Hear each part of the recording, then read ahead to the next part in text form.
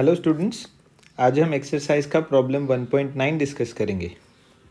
Question में ऐसा कहा है कि a system of two charges Q A and Q B. ठीक है, यहाँ पे अगर चार्जेस का नेचर देखेंगे तो इक्वल एंड ऑपोजिट नेचर का है, माने this can be considered as a dipole.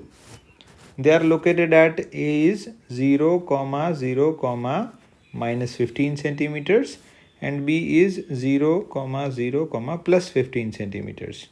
Normally हम कोऑर्डिनेट्स x, y, z से देते हैं और यहाँ पे सिर्फ z कंपोनेंट जो है वही हमें दिख रहा है, बाकी x और y 0 है। ओके, तो this is a one dimensional problem जहाँ चार्जेस सिर्फ z एक्सिस पे रखे हैं। ओके, तो क्वेश्चन ऐसा पूछा है कि what are the total charge and electric dipole moment of the system. Okay, तो चार्ज और डाइपोल मोमेंट दो चीज़ें पूछी हैं। Let us note down the information first. सबसे पहले तो चार्ज नोट कर लेते हैं। Q A is equal to 2.5 into 10⁻⁻7 coulombs. Q B is equal to -2.5 into 10⁻⁻7 coulombs. Okay, और इन दोनों के बीच का जो डिस्टेंस है मैं फिगर से बता देता हूँ। Let us consider this is the Z axis. ठीक है, ये सबसे पहले तो जेड एक्सिस कंसिडर कर लेते हैं। यहाँ पे पॉजिटिव जेड एक्सिस है और यहाँ पे नेगेटिव जेड एक्सिस है।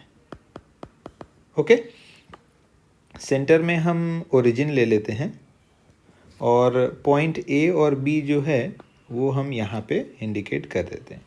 ठीक है, तो this is point A and this is point B जहाँ हमने चार्जेस रखे हैं क्यू ए और क्यू बी। ऑलराइट, अब देखिए ये जो है क्यू ए का कोऑर्डिनेट -15 था और क्यू बी का कोऑर्डिनेट +15 था, तो इन दोनों के बीच में डिस्टेंस कितना हो जाएगा?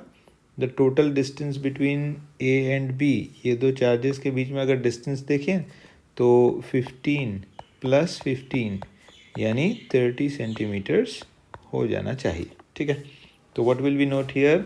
The distance between the two charges is 30 centimeters, which is equal to 30 into 10⁻⁻2 meters.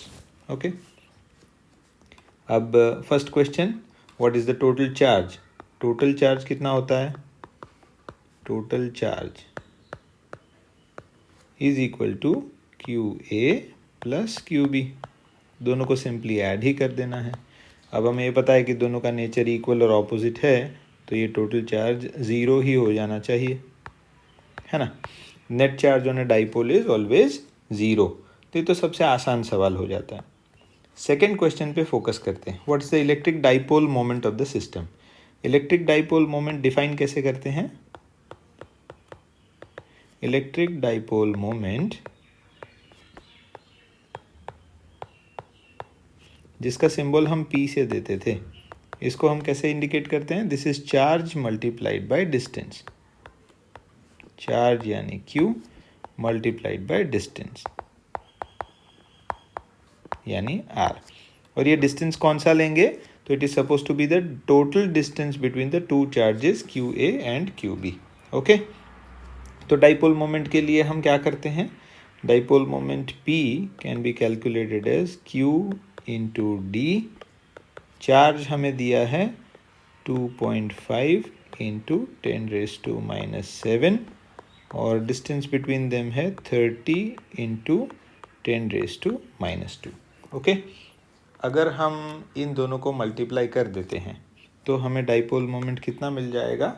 Dipole moment हमें मिलेगा 7.5 इंटू 10⁻⁸ और डाइपोल मोमेंट का यूनिट क्या? चार्ज इंटू डिस्टेंस है, तो कूलम्ब इंटू मीटर ऐसा हो जाना चाहिए। I think I should write coulomb in capitals, that is coulomb into metre. ठीक है, तो ये हो जाता है डाइपोल मोमेंट, दैट इज 7.5 10⁻⁸ और charge on the system is 0।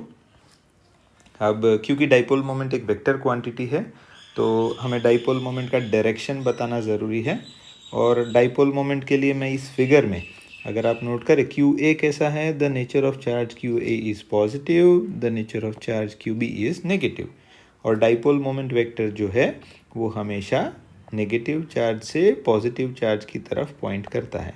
तो this is the direction of the dipole moment vector. तो डायरेक्शन क्या हो जाएगा इधर, इट इज़ अलोंग, ये नेगेटिव z एक्सिस की तरफ पॉइंट करना चाहिए, इज इट? तो it is along the negative z axis. तो हमने टोटल चार्ज, डाइपोल मोमेंट और उसका डायरेक्शन, ये तीनों चीज़ें हमने कैलकुलेट कर ली है।